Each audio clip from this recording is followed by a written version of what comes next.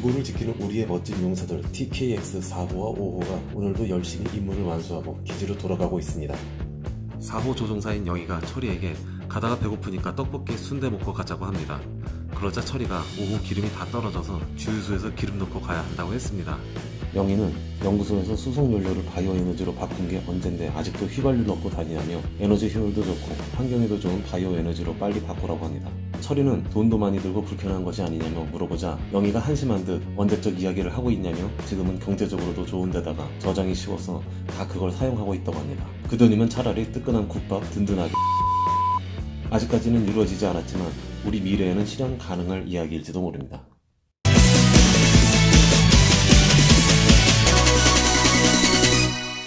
안녕하세요. 이산림과학 GPD입니다. 바이오에너지는 바이오매스라고도 들어보셨을 텐데 에너지 이용의 대상이 되는 동식물을 총칭하는 생태학 용어라고 합니다. 즉 바이오에너지는 농업이나 임업의 부산물, 유기성 폐기물이나 수생식물 등에서 변환해서 연료로 사용할 수 있다는 것입니다. 우리가 한 번쯤 들어봤던 옥수수로 달리는 자동차처럼 말이죠. 이번에는 이 중에서 특히 나무를 이용해서 개발할 수 있는 목질계 바이오매스에 대해서 알아보도록 하겠습니다. 여기 바이오에너지 연구실에서는 크게 고형 바이오 연료와 액상 바이오 연료를 연구하고 있습니다. 그 재료로 국내 목재로부터 바이오 연료를 생산하는 연구를 하고 있습니다. 바이오매스를 에너지원으로 이용하며 저장이 용이하고 난방이나 수송용 연료로 생산이 가능해서 에너지 활용도가 높습니다. 또한 화석연료나 원자력 등 다른 에너지에 비해서 환경 보존적으로 안전합니다. 그런데 목질계 바이오매스는 현재로서는 다소 생산 과정이 복잡하고 효율이 그리 높지는 않다고 합니다. 그래서 국립산림과학원에서 이를 위해 지금도 목질계 바이오매스에 대한 연구를 활발히 진행하고 있습니다. 목재 펠릿과 같은 경우는 목재를 작게 갈아서 응축시켜 좀 더 에너지 밀도가 높은 물질로 만드는 것입니다. 또 그것을 더 물성을 향상시키고자 반탄화 처리를 하여 반탄화 펠릿을 생산하는 연구도 하고 있습니다. 이러한 고형 바이오 연료는 현재 신재생 에너지 중에 하나인 바이오 연료를 가지고 생산할 수 있는 에너지로 미래 에너지로 각광받고 있으며 이것은 탄과 같은 그런 자원을 대체할 수 있는 에너지 물질 또한 액상 바이오 연료의 경우 목재로부터 포도당을 생산하는 연구를 하고 있으며 이로 파생되는 바이오 에탄올 연구를 수행하고 있습니다. 이렇게 고형이 있고 액상이 있는데 고형 중 목재 펠릿은 원료인 톱밥을 성형하여 압축시킨 고형 연료로서 밀도가 톱밥보다 약 3배 높고 일정한 크기를 지닙니다. 펠릿은 형상과 치수가 일정하고 균질하여 정량 공급이 가능하고 운송과 보관이 쉬운 장점을 지니고 있습니다. 단위 중량당 발열량도 4,500kcal로리로서 비교적 높은 무공해 청정 연료입니다. 액상 연료인 바이오에탄올과 바이오오일 개발에는 나무를 초임기수 처리를 이용하여 포도당으로 분해시키는 효율적인 첨단 기술로 가까운 미래에 경쟁력 있게 생산할 수 있을 것으로 기대되고 있습니다. 본 연구에서 사용하고 있는 초임계수란 초임계 상태의 물을 의미합니다. 여기서 초임계란 각 물질마다 존재하는 특정한 상태로서 일정 온도의 온도와 일정 압력 이상을 넘어서는 상태를 의미합니다. 물의 경우에는 273도씨와 압력은 220바 이상일 때 물은 초임계 상태가 되며 이를 초임계수라고 합니다.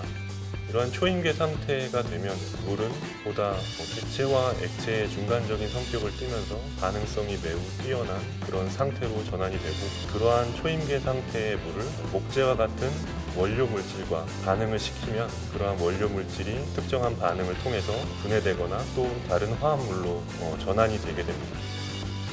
산림자원을 이용한 바이오에탄올 생산 기술은 재생산 가능한 산림자원을 이용하기 때문에 곡물을 원료로 하는 것보다 자유스러운 친환경 대체에너지 기술로 평가받고 있습니다.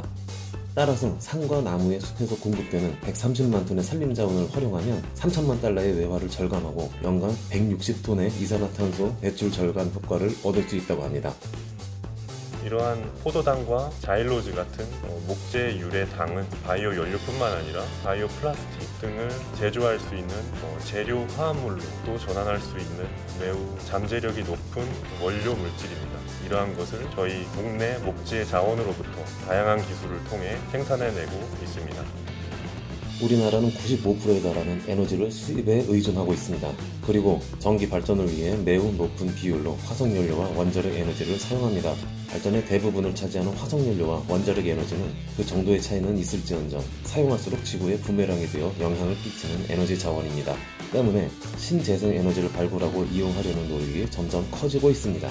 네, 현재 이런 연구는 기존의 화석연료 에너지의 수준에 도달하기 위해 연구를 계속 진행 중입니다. 특히 그 에너지 효율성을 높이기 위한 기술 연구를 많이 수행하고 있습니다.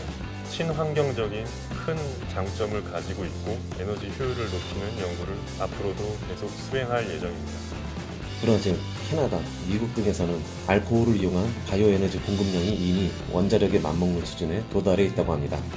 인도네시아나 일본 역시 상당한 수준의 바이오에너지 기술을 갖고 있다고 합니다. 우리나라에서도 이처럼 기후변화를 막기 위해서는 목줄기 바이오매스에 대한 연구 개발이 조속히 이루어지면 좋겠지만 지금도 이산화탄소 흡수율이 높고 적은 자본으로 개발 가능한 바이오에너지에 대한 많은 연구가 진행되고 있으니 앞으로 좋은 결과가 있을 것으로 기대해봅니다.